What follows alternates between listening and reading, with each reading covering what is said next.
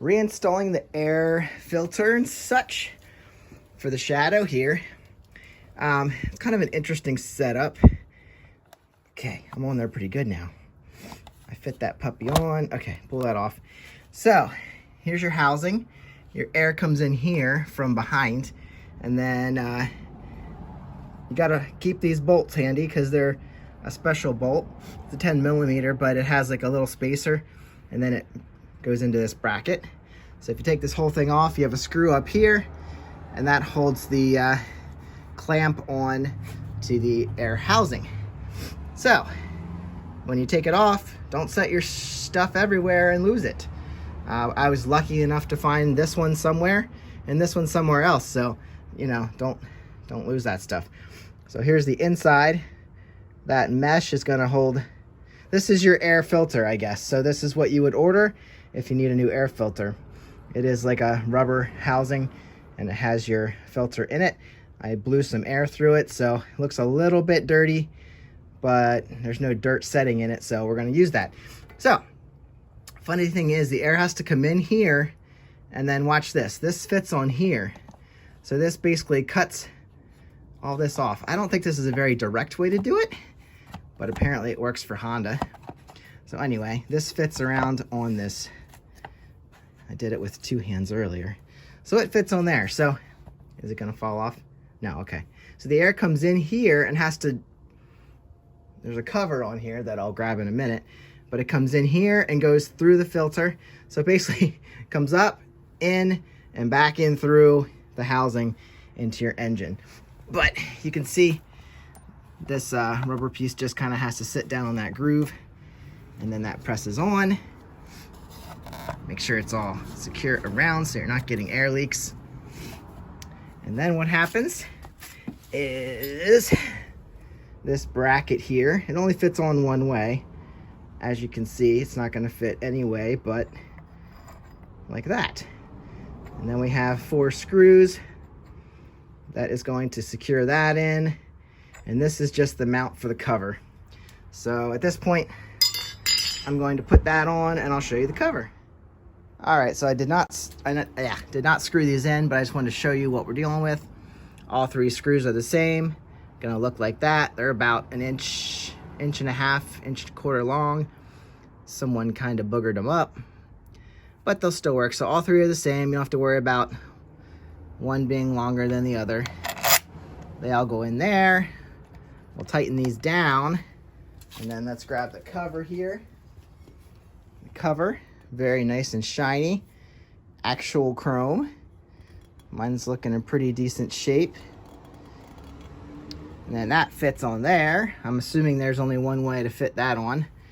Yeah, it's not going to fit any other way. So that just fits on there. You have a bolt there, and I'm assuming, again, setting my stuff all over the place, I'm assuming this is my little bolt for that, because that's sitting around here doing no job. So I think that's the proper one. It's probably a 6 millimeter hex nut. So then you just secure that on the end. Bada bing, bada boom. Air cleaner's all back installed. Well, when you put your cover back on, give it a nice little tap. Unfortunately, I'm wrong about this screw, I guess, because this has the spacer I was talking to you about on the other screws.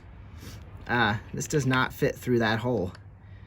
That would look pretty enough, but it doesn't fit down through the metal hole. So apparently I'm wrong, and I need to find the proper screw. Other than that, we're good.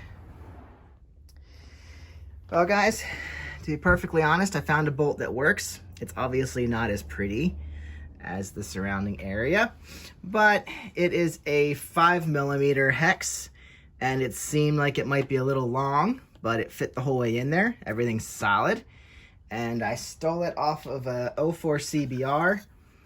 It was a mounting bolt for the CDI. So if anybody needs a CDI for an 04 CBR, I stole the bolts, and this is looking in good shape. So that's gonna go up on eBay. Anyway, this way, if I ever find the bolt that probably goes there, I'll swap it out, but for now, it's all solid. I also pulled off these two screws and the lens came off, and pulled out the turn signal bulb from this housing. Got the bulb here. The one filament looks like it might be a little bit burnt or irregular, so I will replace that and see if we have a good connection and a good turn signal again. If you've never looked at a bulb for a turn signal, these are the ones for the front. The rear ones are different. The rear ones are only going to have a single. It's not focusing. It's a little better. You can see this has two circuits. A rear would only have one circuit because all it is a turn signal. This is a running light, so you have two circuits, one that stays on all the time as a running light, and the other that is your turn signal blinker. So if you never looked at that, it's going to be a different number bulb. You can probably fit them both in the same time or in the same socket, but it will not work as intended. So get a new one of them, see if I can get it to work. Alright guys, in further investigation, I took this bulb out, I took that bulb out, I swapped them. That bulb didn't work on this side, but it did work on that side, and then this bulb worked on that side and it didn't. I don't know, I forget what all, but what I came to find out is the metal connectors on the inside were a little bit corroded. This is all a plastic housing, and moisture can get in there. And what I ended up figuring out is, as I tighten this bolt, maybe this bolt's loose. What I ended up figuring out is the connections behind there were kind of corroded. So I was able to get in there and clean them up. And now everything's working fine.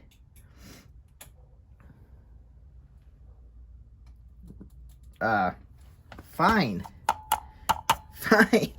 What is going on? Okay, so it's not fine, but it's better than it was. Now what are we dealing with? I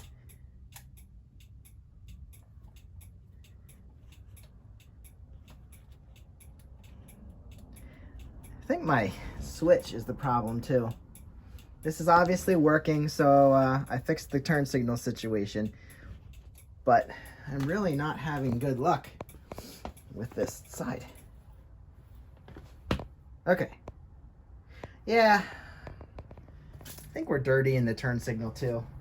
I told you I sprayed that with some cleaner, but it just doesn't always release, and I think if I took it apart, I might find a little bit of issue in there too. But anyway, at least we're turn signaling. That's what I needed it to do. So I'm happy with that. And like I said, got this secured.